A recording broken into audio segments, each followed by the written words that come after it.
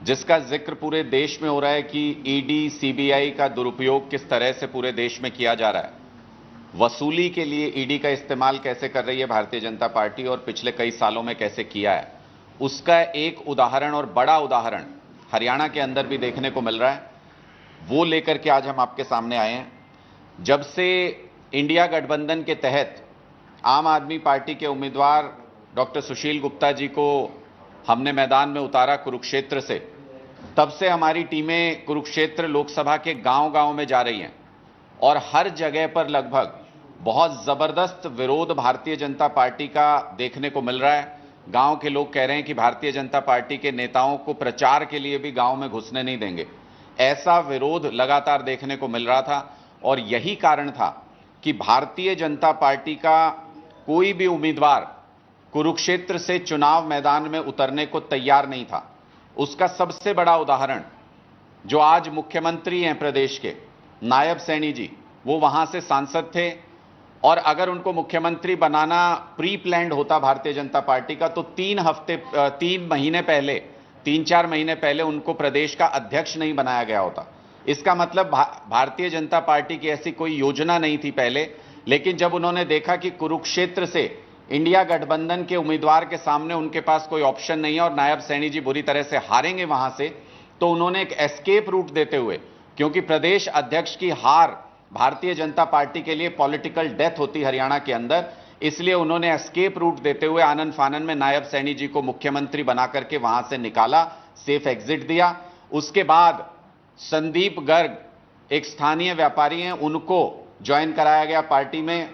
यह कहा गया कि उनको टिकट के लिए लाया गया था कि उनको चुनाव लड़वा देंगे वहां से, लेकिन उन्होंने भी हाथ खड़े कर दिए, लगता है कि मैं चुनाव नहीं लड़ सकता बीजेपी के टिकट पे। तो भारतीय जनता पार्टी में होते हुए उनके ऊपर ईडी की रेड करवा दी, क्योंकि बीजेपी के नेता भी आजकल इनके टिकट पे चुनाव नहीं लड़ना चाहते, उनको भी ईडी और सीबीआई से ही हैंडल कर रही है भारतीय जनता पार्टी। उसके बाद नाम आया नवीन जिंदल जी का। 20-25 दिन तक लगातार ये उहापोह चलती रही। नवीन जिंदल जी के परिवार की तरफ से मना करते रहे कि चुनाव नहीं लड़ रहे हैं और भारतीय जनता पार्टी की तरफ से खबर उड़ाई जाती रही कि चुनाव लड़ेंगे नवीन जिंदल। और जिस तरीके से ज्वाइनिंग हुई, उसके आधे घंटे के बाद लिस्ट में नाम आया, वो आप सब ने देखा। लेकिन हमारा प्रश्न ये है कि खुद कुरुक्षेत्र की धरती पर आकर के प्रधानमंत्री नरेंद्र मोदी जी ने जिसको लुटेरा कहा हो, जिसको भारतीय जनता पार्टी कोयला घोटाले का मास्टरमाइंड बताती रही हो, जिसको प्रकाश जावड़ेकर जी ने सबसे बड़ा कोयला चोर बताया हो, ऐसे व्यक्ति को आखिर भारतीय जनता पार्टी ने कुरुक्षेत्र का लोकसभा चुनाव का टिकट क्यों दिया? क्या ऐसे कारण रहे और कैसे वॉशिंग मशीन में धो करके साफ करके नवीन जिंदल जी को यह टिकट दिया गया? इसके बारे में भारतीय जनता पार्टी को स्पष्ट करना चाहिए। बताया जाता है कि जिंदल जी चुनाव लड़ना नहीं चाहते थे, उनका मन नहीं था, लेकिन ईडी के जोर पर जबरदस्ती एक तरीके से किडनैप करके उनको चुनाव मैदान में उतार दिया गया है। जो मजबूरी का उम्मीदवार हो, जो मजबूरी में चुनाव लड़ रहा हो, वो जनता की क्या सेवा करेगा, ये सब लोगों को समझ में आ रहा है। और इसलिए उनके अनाउंसमेंट के बाद भी कुरुक्षेत्र में किसी तरीके का कोई बज़ क्रिएट नहीं हुआ, लोगों के अंदर किसी भी तरीके का कोई रुझान नहीं है उनको लेकर। लेकिन कुछ तथ्य हैं जिनको समझना बहुत जरूरी है कि कैसे ईडी और सीबीआई का दुरुपयोग भारतीय जनता पार्टी कर रही है और कैसे लोकतंत्र के ऊपर ईडी और सीबीआई का इस्तेमाल करके कब्जा कर लिया है भारतीय जनता पार्टी ने। ईडी ने अप्रैल 2022 में जिंदल जी के ठिकानों पर छापा मारा।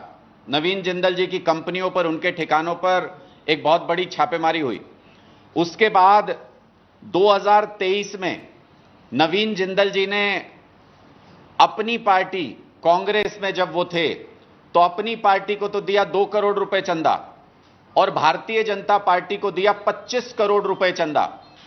यह इतिहास में शायद पहला ऐसा उदाहरण होगा कि कोई व्यक्ति अपनी पार्टी को छोड़ के राइवल पार्टी को चंदा दे रहा है। लेकिन उसका असर देखने को मिला तुरंत प्रभाव से कि 9 सितंबर 2023 को नवीन जिंदल जी को विदेश यात्रा की अनुमति मिल जाती है कोर्ट से, ओमान और यूएई जाने की अनुमति मिल जाती है।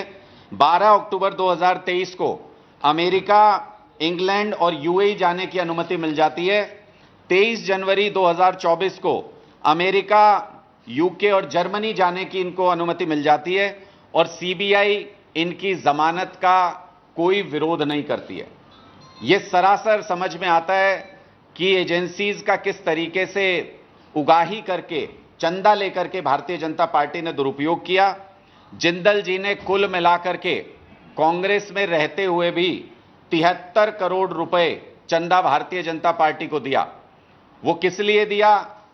ईडी और सीबीआई की जांच को प्रभावित करने के लिए दिया, उन केसेस को सेटल करने के लिए दिया, और अब उसी मजबूरी में कुरुक्षेत्र से चुनाव लड़ने का फैसला भी किया।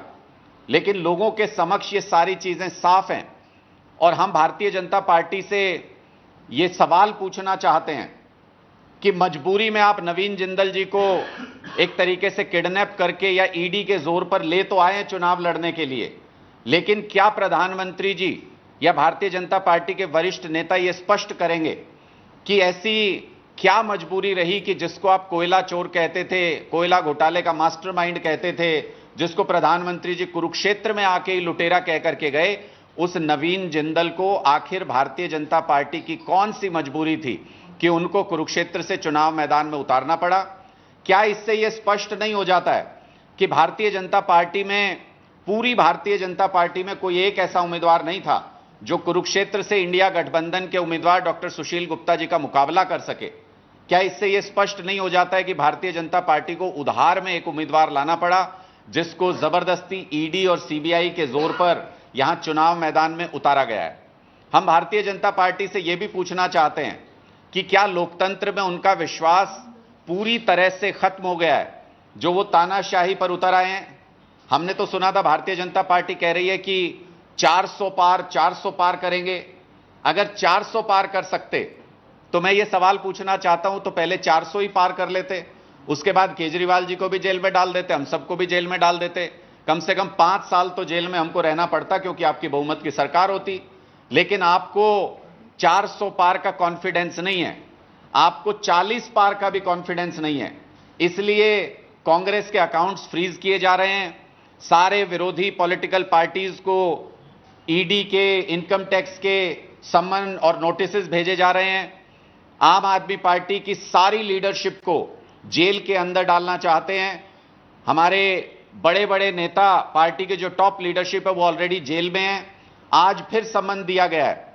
और जो हमारे ट्रांसपोर्ट मिनिस्टर हैं दिल्ली के, कैलाश गहलोत जी, आज उनको समन दिया गया है, उनसे भी पूछताछ होगी, उसके बाद उनकी भी गिरफ्तारी होगी, यह हमें पहले से ही मालूम है।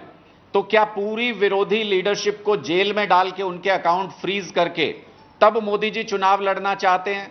क्या यही उनका कॉन्फिडेंस है? ये सारी चीजें स्पष्ट तौर पे बताती हैं कि भारतीय जनता पार्टी अपना विश्वास पूरी तरह से खो चुकी है। जनता के बीच में भारतीय जनता पार्टी अपना प्यार, अपना विश्वास पूरी तरह खो चुकी है। इसलिए ये आनन फानन में इस तरह के कदम उठाए जा रहे हैं कि एजेंसीज का दुरुपयोग करके सारे विपक्ष को पूरी तरह से अपंग कर दिया जाए, उनको चुनाव लड़ने के काबिल ही ना छोड़ा जाए, और उसके बाद अकेले दौड़ते हुए मोदी जी ये चाहते हैं कि वो ये कहें कि मैं अकेला दौड़ रहा था और फर्स्ट आया हूं। ऐसी सिचुएशन मोदी जी लाना चाहते हैं। लेकिन अब जो हालात बने उसमें देश की जनता ने यह फैसला किया है कि चाहे कोई पार्टी के नेता जेल से बाहर रहे या ना रहे, चाहे किसी पार्टी के पास पैसा खर्च करने को हो या ना हो, अब ये चुनाव जनता लड़ेगी और लोकतंत्र को बचाने के लिए लड़ेगी। और भारतीय जनता पार्टी के एक एक उम्मीदवार की जमानत जब्त कराएंगे। कुरुक्षेत्र के अंदर भारतीय जनता पार्टी का चुनाव उठने का नाम ही नहीं ले रहा है, क्योंकि जिन उम्मीदवार को वो लेकर के आए हैं वो जबरदस्ती लगभग किडनैप करके लाए गए उम्मीदवार हैं। वो एक ऐसे उम्मीदवार हैं जिनके ऊपर उन्होंने ही कभी कोयला चोर होने का, कोयला घोटाले के मास्टरमाइंड होने का आरोप लगाया था। वो एक ऐसे उम्मीदवार हैं जिनको भारतीय जनता पार्टी में कोई भी उम्मीदवार न मिलने पर लास्ट मिनट एंट्री देकर के उनकी टिकट की घोषणा की गई है। इसलिए कुरुक्षेत्र की जनता ने पहले ही अपना निर्णय ले लिया है कि मजबूरी के उम्मीदवार को नहीं जिताएंगे, मजबूती वाले उम्मीदवार को जिताएंगे। सुशील गुप्ता जी इस वक्त एक ऐसे उम्मीदवार कुरुक्षेत्र लोकसभा में हैं जिसका कोई जवाब भारतीय जनता पार्टी के पास नहीं है। इसलिए कभी डमी उम्मीदवार लेकर के आते हैं, दूसरे वोट कटुआ उम्मीदवारों को उतारते हैं और कुछ और वोट कटुआ उम्मीदवारों को उतारने की तैयारी कर रहे हैं। हम खुली चुनौती देते हैं भारतीय जनता पार्टी को, आपके पास ईडी, सीबीआई, डमी उम्मीदवार जो भी हथियार हैं सब चला लीजिए, लेकिन आपको हार का सामना करना पड़ेगा। आपके कोई प्रश्न है तो आप पूछ सकते हैं। एक कल मुख्यमंत्री मुद्दा चंडीगढ़ में थे, उन्होंने कहा कि जननायक जनता पार्टी 10 लोकसभा सीटों पर उम्मीदवार पाने की बात की है। उल्टा करें कि मैंने पहले ही कहा था कि पिछली तरफ से जो है वो समझौता हो जाए भारतीय जनता पार्टी, तो कैसे देखते हैं? देखिए, हमने तो स्पष्ट तौर पे कहा है कि कुछ डमी उम्मीदवार उतारे हैं और कुछ सीटों पर आने वाले समय में डमी उम्मीदवार उतारे जाएंगे। जननायक जनता पार्टी, जिसके नेता गठबंधन टूटने के बाद भी ये कहते हो कि हम कल भी गठबंधन में थे, आने वाले समय में फिर गठबंधन में हो सकते हैं, उनकी क्या क्रेडिबिलिटी आज के दिन हरियाणा में बची है, ये मुझे बताने की जरूरत नहीं है। जेल जाने से उनको डर लगता है, इसलिए भारतीय जनता पार्टी के दफ्तर से जो लिस्ट बन के आएगी विरोधी पार्टियों के वोट काटने के लिए, उसी लिस्ट पर जननायक जनता पार्टी के उम्मीदवारों पर मोहर लग जाएगी और वो चुनाव मैदान में आएंगे। ऐसा हमको उम्मीद है और हमें यह भी उम्मीद है कि हरियाणा के लोग इस चालबाजी को अब पूरी तरह से समझ रहे हैं। भारतीय जनता पार्टी की साजिशें पूरी तरह से एक्सपोज हो गई हैं और अब ये चुनाव जनता बनाम मोदी ये चुनाव हो रहा है, इसलिए जनता जीतेगी, भारतीय जनता पार्टी हारेगी, इंडिया जीतेगा, एनडीए हारेगा।